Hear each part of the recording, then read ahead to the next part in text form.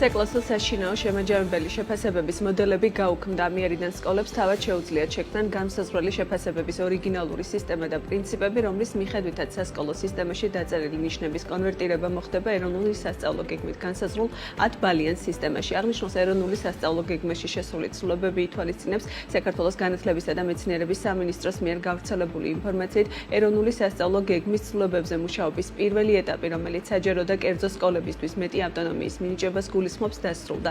ცვლილებების თანახმად ახლებურად ფორმულირდება მიზნები თითოეული საგნობრივი ჯგუფისთვის საფეხურების მიხედვით. კერძო სკოლებს უფლება მიეცემათ თავად განსაზღვრონ, რა საგნებს ასწავლიან ამ მიზნების მისაღწევად. ასევე მათ უფლება ექნებათ განსაზღვრონ არა კლასის, არამედ საფეხურის დაძლევის ბარიერი. რაც შეცვლის სასკოლო ცხოვრებაში გადაწყვეტები და რაზე მუშაობს სამინისტრო, თემაზე სასაუბროდ განათლების მკვლევარი შალვა ტაბატაძე გვერდდება სტუდიაში. დილომშვიდობის საბატონო შალვა, მადლობა რომ იღებთ გადაცემაში მონაწილეობას. პირველ რიგში ამ ცვლილებით დავიწყოთ, რას მისცემს ეს სკოლებს ავტონომიურობის თვალსაზრისით, რამდენად დიდი ნაბიჯი. მოგესალმებით, დიდი მადლობა გაშუქებისთვის და ამ საინტერესო საკითხების წამოწევისთვის. ხო, ერთი შეხედვით, რაც იყო ინიცირებული, რა თქმა უნდა, არის ცალსახად პოზიტიური, იმიტომ რომ მიმართულია ავტონომიურობის გაზრდისკენ, თუმცა აქ მნიშვნელოვანია, რომ კარგად გავსაჯოთ ამ ინიციატივების მნიშვნელობა, ვიცოდეთ კონკრეტული კონტექსტი და საჭიროებები. ანუ რატომ მოხდა ამ გადაწყვეტილების მიღება. განათლების და მეცნიერების სამინისტრო მასთან არსებულ სიფთან ერთად ატარებს გარკვეულ კვლევებს და სავარაუდოდ აქვს გარკვეული შედეგები, ამას გამოიწვია, თუმცა გაცილებით უპრიანი იქნება ეს შედეგები იყოს საზოგადოებისთვის ცნობილი და განიმარტოს, რომ ამა და ამ საჭიროებებიდან გამომდინარე, ამა და ამ კონტექსტში გახდა ეს გადაწყვეტილება მნიშვნელოვნობაში. რამდენიმე ტიპის გადაწყვეტილება, ერთი შეფასებასთან დაკავშირებული გადაწყვეტილება, რომელიც ყველაზე ხმაურიანი და რეზონანსული აღმოჩნდა სასკოლო საზოგადოებაში. მეორე შეიძლება ვთქვათ, კერძო სკოლების ავტონომიურობის გაზრდასთან დაკავშირებით, აქაც კონტექსტი არის საინტერესო, რატომ არის ეს გადაწყვეტილებები მიღებული. მესამე შეიძლება ვთქვათ, ენის სწავლებასთან დაკავშირებული საკითხი სახელმწიფო ენის და მეოთხე ეთნიკური უმცირესობებისთვის მშობლიური ენის და ბილინგური განათლების საკითხები. ამ ყველა საკითხი თავისთავად არის საინტერესო, მაგრამ რამდენად ემსახურება რეალურ რეფორმებს და რეალურად გადაჭრის პრობლემებს, ეს სხვა საკითხია. რომ ავიღოთ პირველი ავტონომიურობისა და შეფასების საკითხი, რა თქმა უნდა, სკოლა თუ იქნება ავტონომიური და ავტონომიურად განსაზღვრავს ადბალიანი სისტემის ფარგლებში განსაზღვრელი შეფასების სისტემას, რა თქმა უნდა, ეს არის კარგი, თუმცა აქ ავტონომიურობას ახლავს ერთის მხრივ ხარდაჭერის მექანიზმები, რომელიც წერია, რომ ხარდაჭერის მექანიზმები იქნება და მეორე კიდევ ანგარიშვალდებულების მექანიზმები. ანუ თუ კი ავტონომიურობას ვაძლევთ, ხარდაჭერის მექანიზმები და ანგარიშვალდებულების მექანიზმებიც უნდა იყოს. ავტონომიურობაც ამავე დროს ცოტა საკამათო საკითხია. ანუ კვლევები ადასტურებს, რომ ავტონომიურობა მასწავლებლის, ისევე როგორც სკოლის კონკრეტულ შემთხვევაში, მნიშვნელოვანია და შედეგის მომტანი, თუ კი კომპეტენცია არის მაღალი. ხოლო თუ კი კომპეტენცია არის დაბალი, ეს შეიძლება იყოს რისკის შემთხვევაში.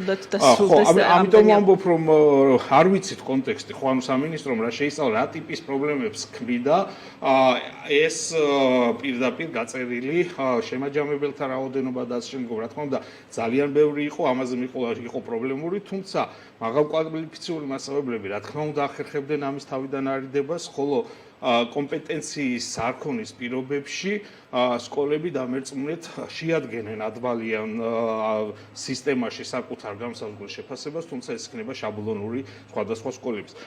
რა მაგალითები გვაქვს დღეს, როდესაც მისიები, სტრატეგიები, სასწავლო გეგმები აბსოლუტურად იდენტურია, თითქმის ყველა სკოლას ყველაზე ბევრი ლაპარაკობს, რა თქმა უნდა, არის სკოლები, რომლებიც ამას ასრულებენ. ამიტომ ეს არის დამატებითი თვირთი ამ შემთხვევაში და რა პრობლემებს ქმნის და რა მხარდაჭერის მექანიზმი, როგორც ვისაუბრე, ავტონომიურობას მნიშვნელოვანი მხარდაჭერა ჭირდება მასწავლებელთა კომპეტენციის გაზრდის თვალსაზრისით, ისევე როგორც სასკოლო ხელმძღვანელობის კომპეტენციის გაზრდის თვალსაზრისით. და თუ ამ კონტექსტში შევხედავთ, არც ერთი მიმართულებით არ არის ნაბიჯები გადადგმული და ცოტა ამ ტიპის ავტონომიურობა ხელოვნურად შეთავაზებული მეჩვენება, იმიტომ რომ მასწავლებელთა კომპეტენციის ნაწილს თუ ავიღებთ, აქ ცალსახად პრობლემები გვაქვს, ანუ როგორ უნდა გავზარდოთ მასწავლებელთა შევამოწმოთ, გავზარდოთ და გვაქვს თუ არა შედეგები. ერთია დაადასტუროს მასწავლებელმა კომპეტენცია, შემდგომ ყველაფერი გავაკეთოს, რომ ეს უნარები და ცოდნა გაიზარდოს, შემდგომ ყველაფერი გავაკეთოთ, რომ ნახოთ პრაქტიკაში რამდენად იცვლება ამ ცოდნის საფუძველზე ყოველდღიური მისი პრაქტიკა და მეოთხე ვნახოთ აკადემიური მიღწევები რამდენი გვაქვს მოსწავლეების. ჩვენ რა გავაკეთეთ მთელი ამ წლების განმავლობაში, მასწავლებელთა კომპეტენციის დადასტურება ფაქტობრივად არ მოვთხოვეთ, შევქმნით გამარტივებული სისტემები, რომ მასწავლებლებს კომპეტენცია დაედასტურებინათ, ცოდნა და უნარები არ შევთავაზეთ არანაირი მექანიზმები, არც სასკოლო დონეზე პროფესიული განვითარების და არც ცენტრალიზებულად, მხოლოდ ერთ მასწავლებლის სახლში უკვე გაცვეთილი ცოდნა აკუმულირებული და ახალს ვერაფერს იძენენ მასწავლებლები. პრაქტიკაში რა ხდება არ ვიცით, იმიტომ რომ სასკოლო დონეზე არც პროფესიული განვითარების, არც შეფასების და არც სასწავლო პროცესის ხელმძღვანელობის სისტემა არ აქვს და აკადემიური მიღწევების თვალსაზრისით რა ხდება არ ვიცით, იმიტომ რომ არანაირი არც არ გარშვალდებულება, არც სასკოლო დონეზე შეფასების შესაბამისად არანაირი ბერკეტები და მექანიზმები არ გვაქვს ამ რეფორმების გასატარებლად.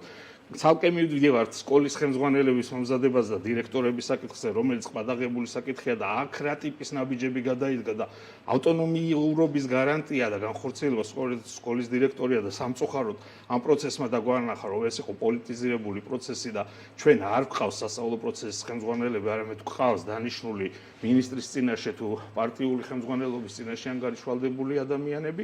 შესაბამისად, ყველაფერი ეს მიუთითებს, რომ შეზღუდულია ეს ავტონომიურობა კვლავ. მათ შორის მაგალითისათვის ამ სასწავლო გეგმაში იყო, რომ საათობრივი ბადის განსაზღვრაც შეუძლიათ სკოლებს, რაც რა თქმა უნდა მნიშვნელოვანია ავტონომიურობის თვალსაზრისით, თუმცა მეორეს მხრივ იმ ადამიანური და ფინანსური რესურსების ფარგლებში, რომელიც გააჩნია სკოლას. ამ ადამიანურ და ფინანსურ რესურსებს უმტკიცებს და აძლევს და დამოკიდებულია პირდაპირ განათლების და მეცნიერების სამინისტროზე. შესაბამისად, ეს არის ფიქტიური და ილუზორული ავტონომიურობა და არარეალური ავტონომია. რაც შეეხება კერძო შეცვალოს რამე თვისებრივად და განსაკუთრებული კერძო სკოლების საკითხი, ეს არის ძალიან საინტერესო და ბევრი საინტერესო მინდოდა გამომეყო. ერთია საჯარო, სადაც ძალიან ბევრი პრობლემა ამ კუთხით და მეორეა კერძო სკოლები, რომლებიც უფრო მეტად და ხშირად ითხოვდნენ ავტონომიურობის ნაწილში, უფრო მეტი რესურსი გააჩნდათ შეთავაზება, მაგრამ რაღაცა ხელფეხშეკრულები იყვნენ იმიდან გამომდინარე, რომ არ ქონდათ სამინისტროსგან ლეგიტიმაცია. ახლა რა შეიცვლება?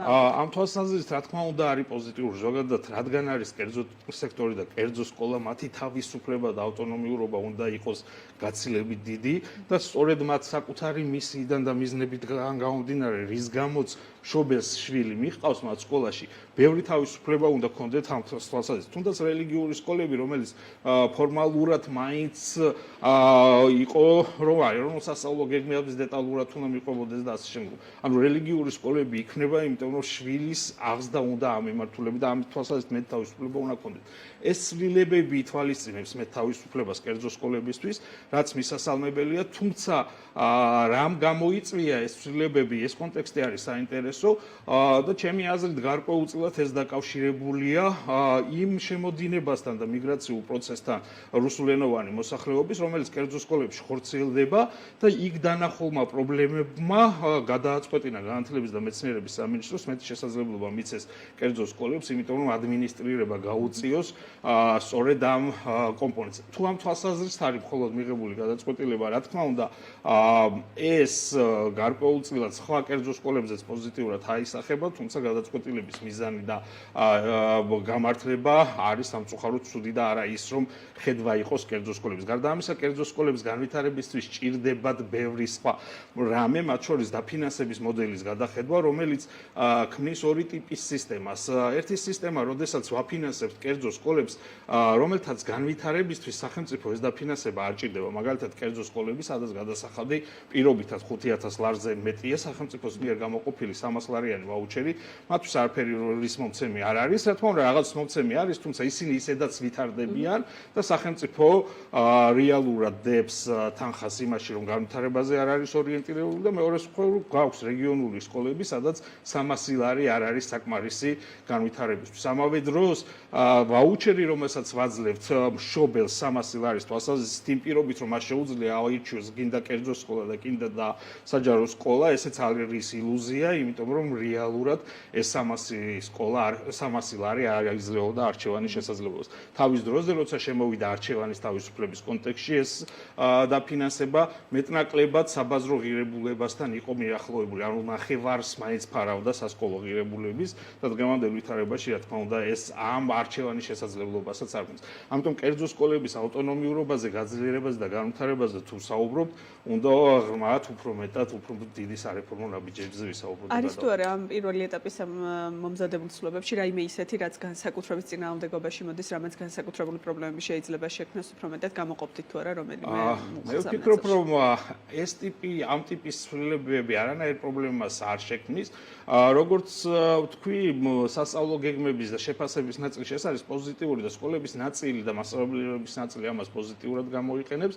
ნაწილისთვის შეიძლება იყოს ზედმეტი თავის ტკივილი, იმიტომ რომ მათ თვითონ უნდა შექმნა გარკვეული მოდელები და ამის აქვს სამინისტროს იმდენი რესურსი, რომ დაეხმაროს მხარდაჭერა გაუწიოს და ასე შემდეგ, თუ ესეც ფორმალური ხასიათი შეიძლება. ესეც ფორმალური ხასიათის იქნება, იმიტომ რომ ახალი სკოლის მოდელში ჩვენ გვაჩვენა, ხო, მხარდაჭერის ჯგუფები, რომლებიც იქნებოდნენ და რომლებიც მუშაობდნენ პოზიტიურად გარკვეულ თვალსაზრისით, როცა რაოდენობა გაიზარდა, გაჭირდა ამ მხარდაჭერის ჯგუფების შექმნა და შემდგომ 597 სკოლის მერე ავტომატურად ყველა სკოლაში გადავიდა ახალი სკოლის მოდელი რეფორმის თვალსაზრისით, იმიტომ რომ ამის განხორციელება იყო შეუძლებელი. სწორედ ამაზეა საუბარი, მხარდაჭერის ჯგუფები და მხარდაჭერა უნდა შეიქმნას სწორედ შიდა სამენეჯმენტო დისტრიბუციული ლიდერობის და სასწავლო პროცესის ხელმძღვანელობის ხარჯზე და რეალურად ამ კომპონენტს არ ვაძლიერებდა. კი, და ბოლოს მოკლედ ბოლო პერიოდში ახალი მინისტრის პირობებში ძალიან ბევრი ცვლილება დაანონსდა, ხშირად ხედავთ რაღაცა გარკვეულ გადაწყვეტებს. არის თუ არა ეს რაიმე შეგვიძლია ვივარაუდოთ თუ არა რაღაც რეფორმები დაიწყო, რაღაც მნიშვნელოვანი ნაბიჯები იდგმება თუ ეს არის უბრალოდ არ ვიცი.